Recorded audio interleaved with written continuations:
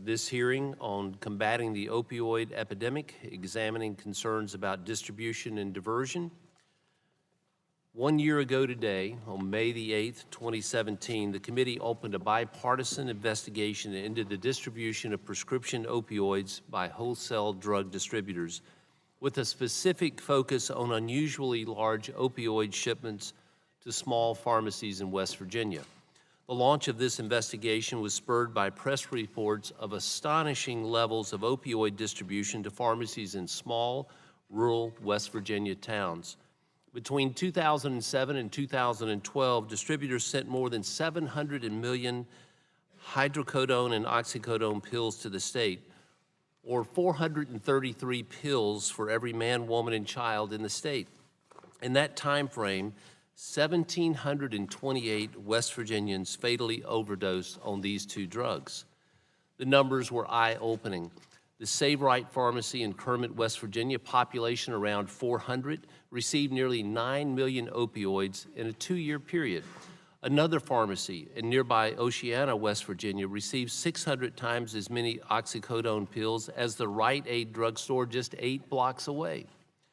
This led the committee on a bipartisan basis to request information from the Drug Enforcement Administration and the so-called Big Three drug distributors, McKesson, Cardinal Health, and AmerisourceBergen.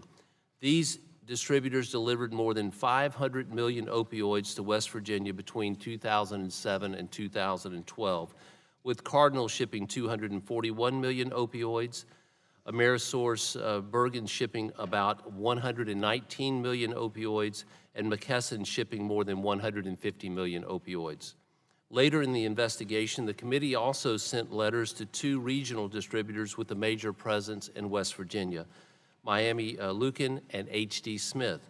We found that the stunning numbers that led us to start this investigation were much more common than we had hoped. Among our discoveries are a single pharmacy in Mount Gay Shamrock, West Virginia, population 1,779, that received more than 16.5 million hydrocodone and oxycodone pills between 2006 and 2016. In nearby Williamson, West Virginia, population 2,900, distributors sent almost 21 million opioids to 2 pharmacies during the same period, and this is just within the targeted areas that we reviewed. We have learned much from the investigation, but still have many questions. For example, why did the distributors repeatedly fail to report suspicious orders of opioids or exercise effective controls against diversion? By 2005, internet pharmacies had transformed the DEA regulatory paradigm with unprecedented large volumes of controlled substance being shipped to individual pharmacies. Pill mill doctors and pharmacies began to proliferate. The agency needed help, and given their position in the supply chain and their legal obligations to identify and report suspicious orders, identified the distributors as a main line of defense against diversion. Through meetings and letters over a period of years, the DEA educated and coached the distributors on their responsibilities. The distributors have contended that the DEA provided insufficient communication and guidance. Distributors have also said that only the DEA can see the full picture with respect to pharmacy volume, and that distributors are simply privy to their own data. But were distributors' capabilities that limited? Distributors conduct due diligence, site visits, and can obtain market data. They can request and analyze a pharmacy's dispensing data, which provides the distributors with the ability to see all the controlled substances being dispensed by a pharmacy and the prescribers over a given period of time. In some cases, such as what we have seen in West Virginia, the volume of controlled substances a distributor sends on its own should be cause for concern.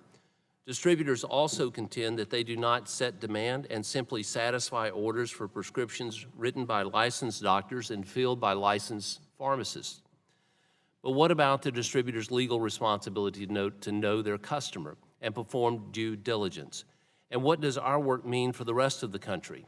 West Virginia is far from the only state heavily impacted by the opioid epidemic. It has hit every state, and every one of in this room have been affected in some way. How many other communities across the country have received millions more opioids than their communities could reasonably sustain? How many other times did a distributor miss the red flags of their own distribution, let alone what could be found with due diligence? How many other Kermits and Williamsons are out there? It is my hope that we will see some answers today as to how the drug distributors seemingly missed the red flags of diversion. I want to welcome the witnesses and thank each of you for your participation to help us in this important investigation. I also thank my colleagues from across the aisle for all of their hard work on this bipartisan investigation, and I now recognize the ranking member of the subcommittee, Ms. DeGette. Thank you so much, Mr. Chair.